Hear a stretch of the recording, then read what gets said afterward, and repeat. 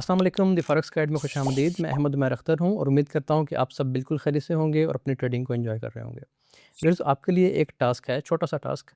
वो ये है कि आपने अपने इर्द गिर्द अपनी कम्युनिटीज़ में जहाँ पे भी आप काम करते हैं, आपने एक ऐसे शख्स की तलाश करनी है जो 1% रिस्क के साथ ट्रेड करता है और उसका अकाउंट वॉश हो गया। मैं फंडेड अकाउंट्स की बात नहीं कर रहा, जो रियल अकाउंट्स होते हैं जो आप ब्रोकर्स के साथ ओपन करते हैं, उसकी बात कर रहा हूँ। रियल मनी अकाउंट में एक ऐसा शख्स जो 1% रिस्क पर ट्रेड पे काम करता है और उसका अकाउंट वॉश हो जाए। मुझे अभी तक ऐसा कोई शख्स नहीं मिला, ना अपनी कम्युनिटी में, ना बाहर किसी कम्युनिटी में, और उसकी सबसे बड़ी मिसाल मेरे अपने अकाउंट्स आपके सामने है। इतने अरसे में मुझे एक शख्स ऐसा नहीं मिला जो 1% पर ट्रेड रिस्क रखे। मिसाल के तौर पे आपका अकाउंट है $1000 का। अब $1000 का 1% बना $10। एक ऐसा शख्स जो सेंट अकाउंट पे काम कर रहा है या यूएसडी अकाउंट पे काम कर रहा है, अगर वो अपनी हर ट्रेड पे, चाहे वो लो प्रोबेबिलिटी है या हाई प्रोबेबिलिटी है, जो भी है, वो 1% रिस्क लेता है। और अब इसका मतलब क्या हुआ? इसका मतलब ये हुआ कि अब उसके पास 100 चांसेस हैं, यानी हर दफ़ा वो $10 का रिस्क ले सकता है, क्योंकि उसके अकाउंट की जो इक्विटी है वो $1000 है। उसको हम 100 पे तकसीम कर रहे हैं, 1% निकल रहा है $10। वो अपनी हर ट्रेड पे $10 अगर रिस्क लेता है तो उसके पास 100 चांसेस हैं, एक 100 मरतबा वो ट्रेड करने के काबिल है। अगर आप एक 100 मरतबा ट्रेड करते हैं, मैं हमेशा ये मिसाल देता हूँ, आप 100 दफ़ा एक कॉइन को टॉस करें, आप सिक्का उछालें तो 50 मरतबा, 45 मरतबा या कम से कम 40 बार तो आप जीत ही जाएँगे। अब वो शख्स 1:2 पे काम करता है, 1:1 पे भी करेगा फिर भी अकाउंट लो उसका वॉश नहीं होगा। लेकिन वो 1:2 टारगेट करता है हमेशा और 1% रिस्क रखता है। तो अगर वो 40 दफ़ा भी जीत गया, 35 दफ़ा भी जीत गया, तो उसका अकाउंट वॉश नहीं होगा, बल्कि वो एक प्रॉफ़िट में होगा। तो अब सबसे बड़ा मसला ये है कि हमारे अकाउंट्स क्यों वॉश होते हैं? लोग क्यों ये कंप्लेन कर रहे होते हैं कि जी मेरा अकाउंट वॉश हो गया, मैं फ़लाँ स्ट्रैटेजी पे काम करता हूँ, मेरा अकाउंट वॉश हो गया। इसकी बुनियादी वजूहात क्या हैं, उस पे आज हम बात करेंगे। लेकिन जो पहले मैंने आपको टास्क दिया है, इस पे आपने ज़रूर गौर करना है, क्योंकि इस सारी वीडियो का खुलासा मैंने आपको पहले ही बता दिया।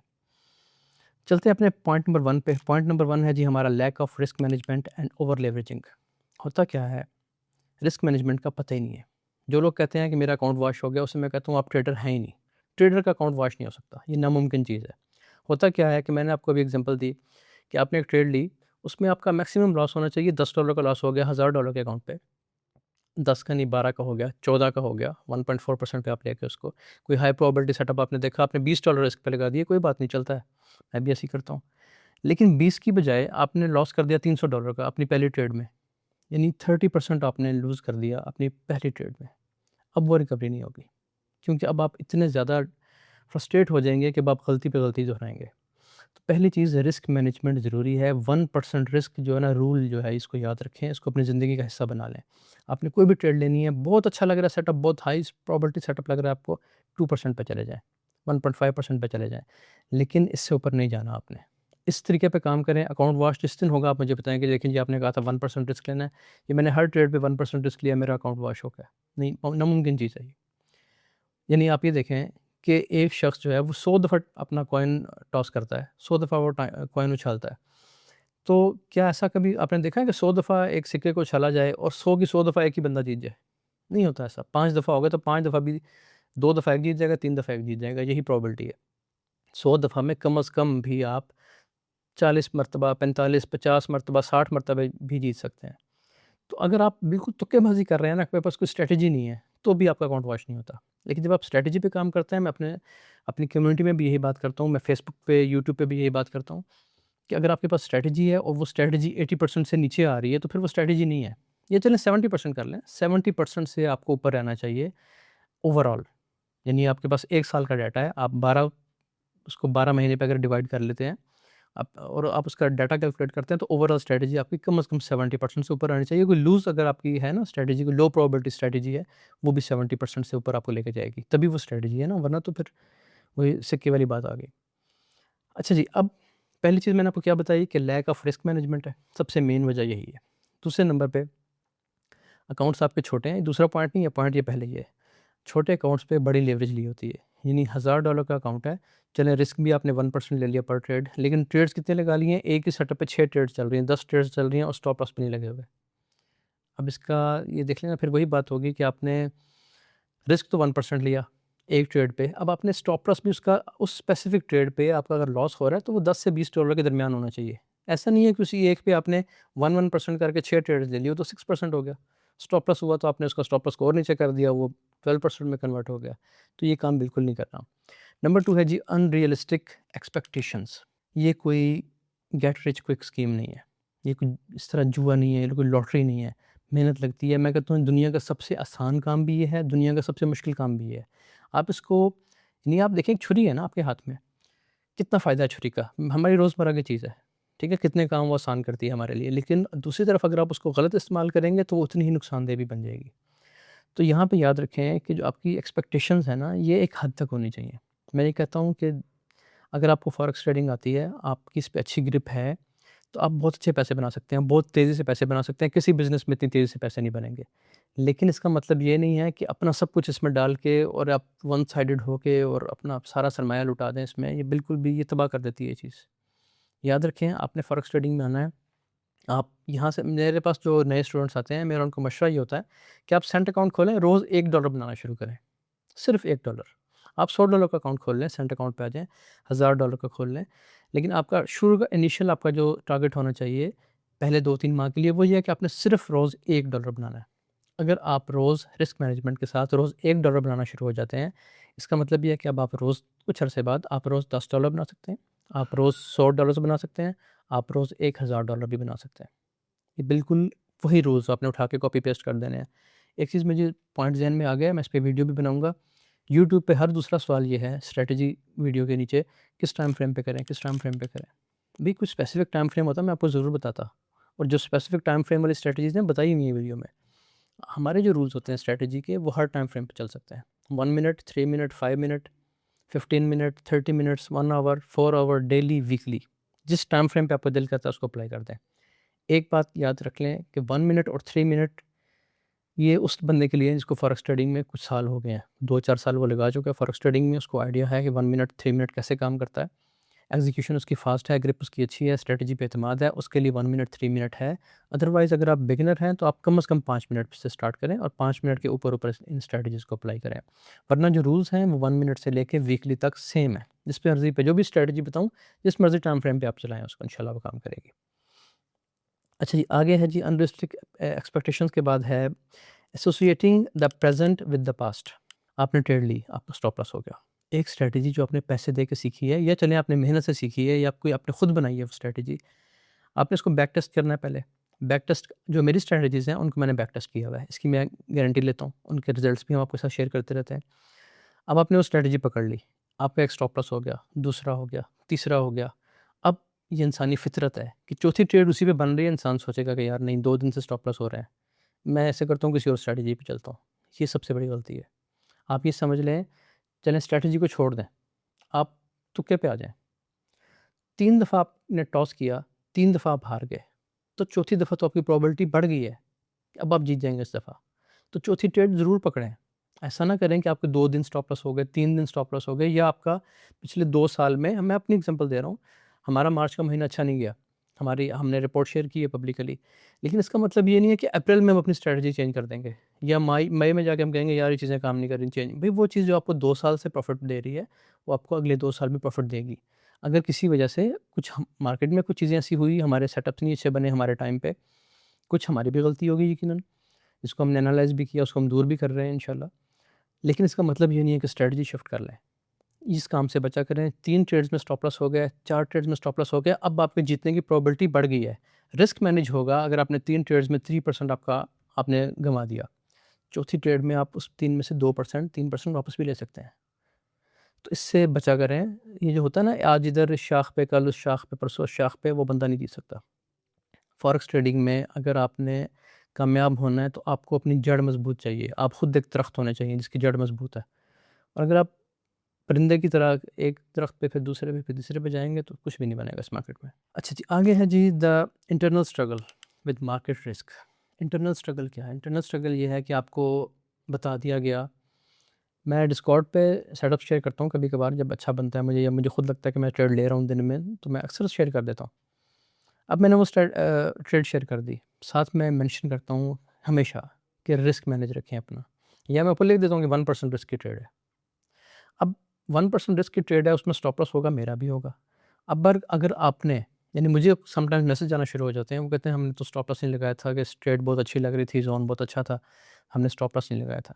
तो ये आपकी जो इंटरनल स्ट्रगल है, इसको आपने खुद काबू पाना है। मैंने तो बता दिया आपको शुरू में कि 1% रिस्क लें। इसका मतलब ये है कि आप 1% के बजाय 1.2% पे थोड़ा स्टॉप लॉस नीचे कर लें।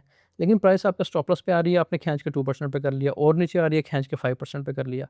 इस तरह आप एक दफ़ा शायद बच जाएँ, लेकिन लॉन्ग टर्म में ये एक किलिंग स्ट्रैटेजी है।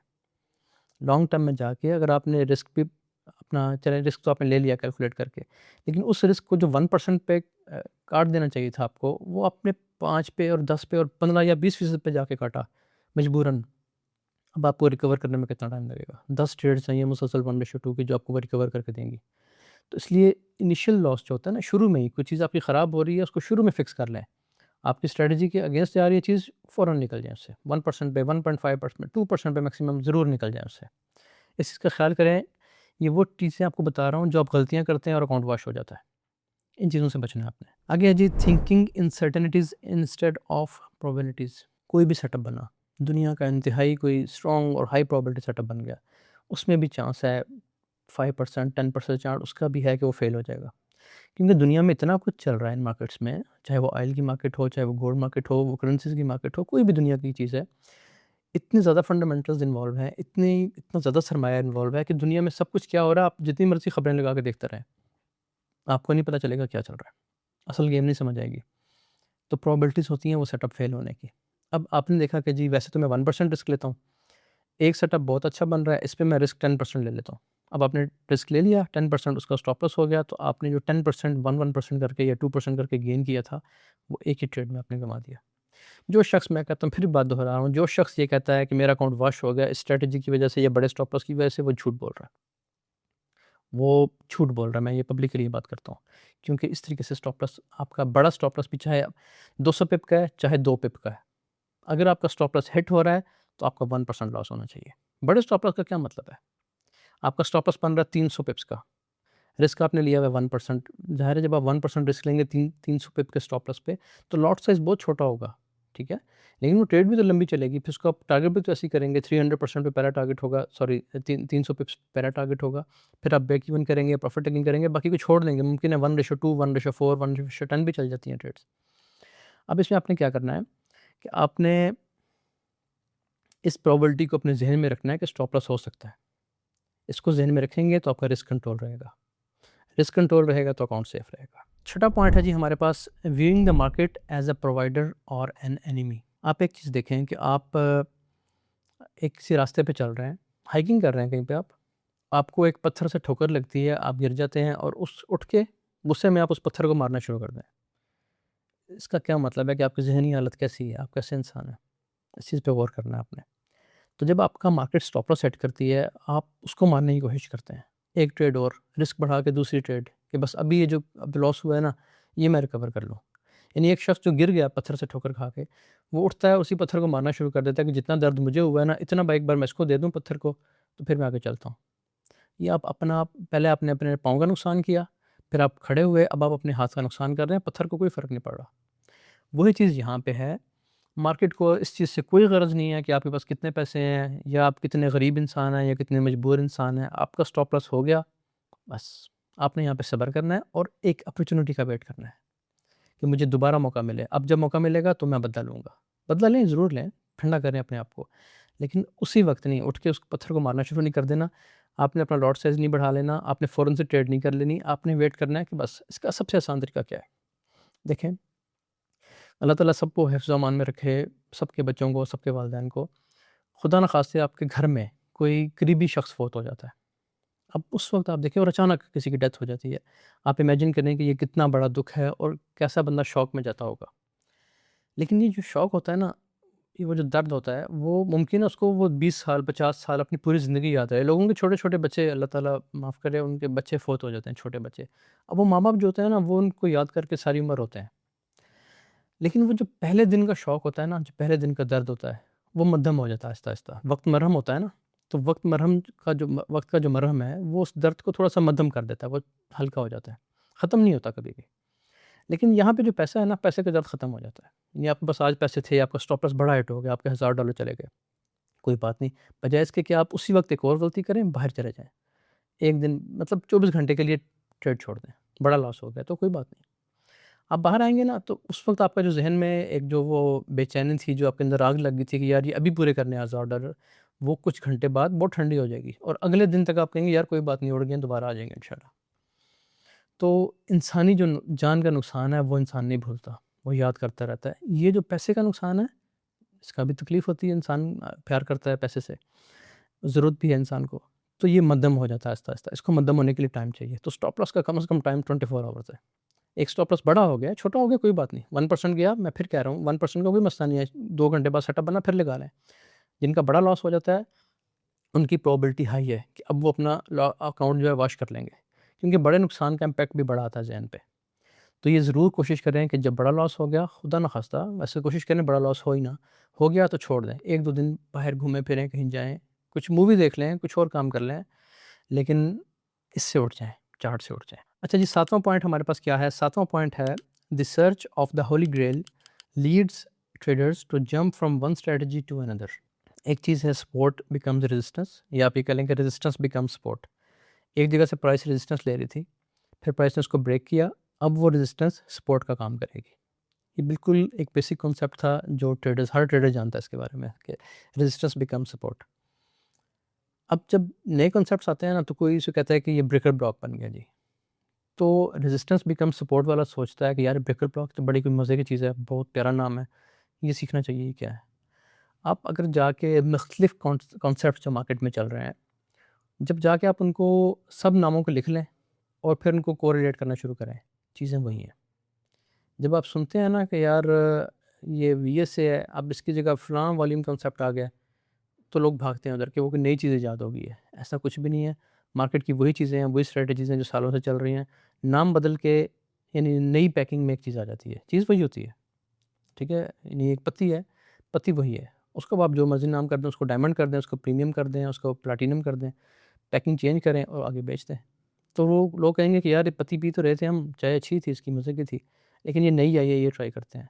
उसी जगह से आ रही है, उसी सोर्स से आ रही है, सिर्फ़ पैकिंग चेंज हो रही है। इस बात का यकीन रखें कि जो चीज़ आपने पढ़ी हुई है, जो चीज़ आपको आती है वो काम करती है। आप जिस कॉन्सेप्ट पे भी काम करते हैं, मैंने एक वीडियो में ये बात कही थी आपको कि अपनी स्ट्रैटेजी जिसे आप नाकाम समझते हैं, एक ऐसे बंदे के हवाले करें जिसकी साइकोलॉजी स्ट्रॉन्ग है, जिसके असाब मज़बूत हैं, जो ट्रेड को हैंडल करना जानता है। वो उस स्ट्रैटेजी पे भी कामयाब हो जाएगा, आपकी नाकाम स्ट्रैटेजी पे। और आप किसी भी शख्स की इंतहाई कामयाब स्ट्रैटेजी उठा लें, आप उस पे काम करें, आप फ़ेल हो जाएँगे। अगर आपके असाब मज़बूत नहीं है, आपकी साइकोलॉजी स्ट्रॉन्ग नहीं है, आपकी रिस्क मैनेजमेंट अच्छी नहीं है।